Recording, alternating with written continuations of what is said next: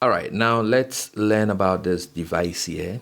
It is known as a tachometer, and my specific model is DT2234C, and you should be able to pick up any tachometer, digital tachometer that has good reviews wherever you are buying.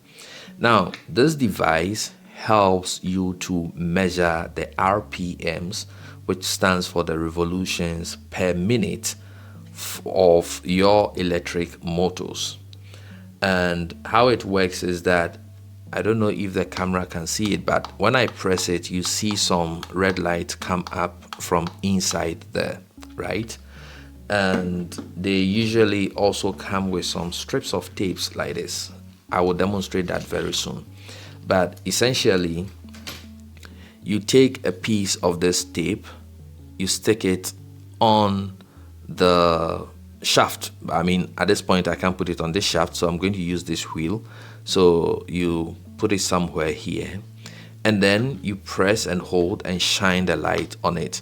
Now, because the wheel will be rotating, there will be times when the light will not be reflected back into this device, and so it's looking at the rate at which this particular strip comes back into view for the tachometer, and that is how it is able to calculate the RPMs, and we will demonstrate that very soon. But before that, you saw from the previous demonstration that to get this motor to spin, all I had to do was to connect a voltage across these two pins here, and it started spinning.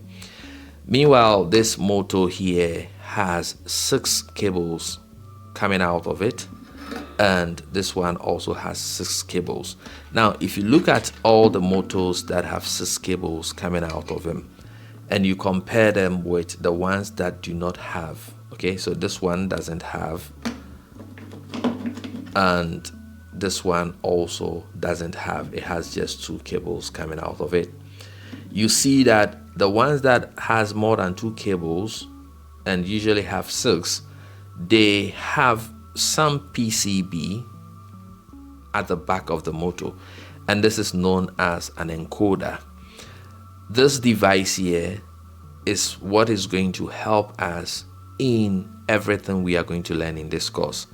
It is essentially going to help us to be able to measure the RPM, or the rate of revolution, or the angular velocity of these motors in code, instead of using a tachometer. Nonetheless, you still need a tachometer at hand if you can afford it, so that when you are conducting an experiment, or you want to also verify what you have done in code with what a specialized device is going to give you, then you can actually do that. So if your code is telling you that your RPM is, let's say, 200, what that means is that in a minute your motor is rotating 200 times. And if you want to validate that, you can use a tachometer to validate, okay, my code is saying 200 and the tachometer is also measuring something close to 200, so I might be correct. In the next scene, we are going to learn how to use the tachometer to measure the RPMs of your motors. All right, so like I said, in order to use the tachometer, you need to cut a piece of this reflective strip, okay? It is sticky on the side, so you remove it and then you stick it to the rotating object whose RPM you want to measure. And so I'm just going to do that setup, and then we can go ahead, power it, and then try it here.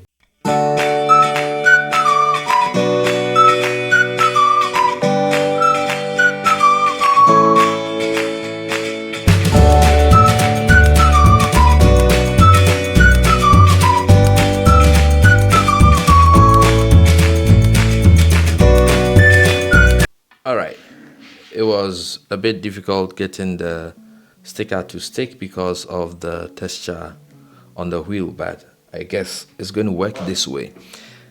Now, I'm going to have a video where I will explain what each of the cables on the encoder, or the, of course, encoder motor does, right?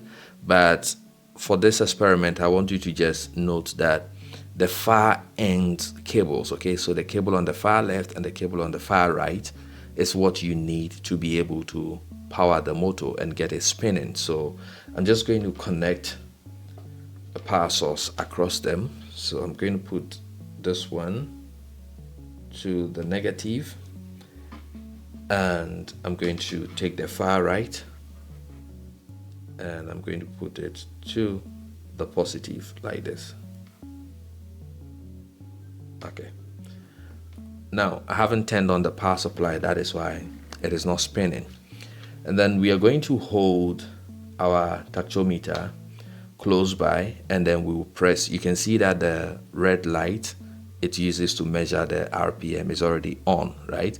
So the moment I power on the power supply, the motor begins to spin, and the tachometer is going to read how often it sees this shiny surface, and that is how it is going to estimate the RPM. So I'm going to go ahead to power or turn on the power supply. So as it's spinning, I'm going to press this.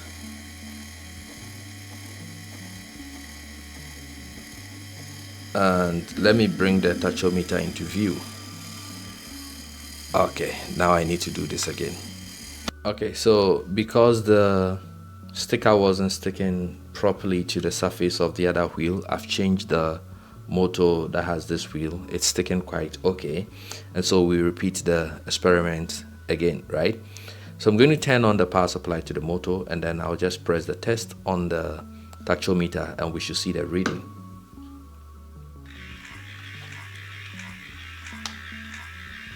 And make sure the red light is hitting the reflective surface. And so at the moment it is estimating 90 revolutions per minute. Sometimes it goes to 89, but again, that's a fair estimate of how many revolutions this motor is going to complete in a minute. Okay, and to prove that it works, I'm going to reduce the voltage that is coming into the motor, and you can even see with your own eye that the speed of the motor has reduced, right? And so if we use the tachometer again, we expect to see something smaller than what was measured. So previously it said 89 to 90, and now it is saying 67 revolutions per minute. So this is how you use a tachometer to measure the RPM of your motor.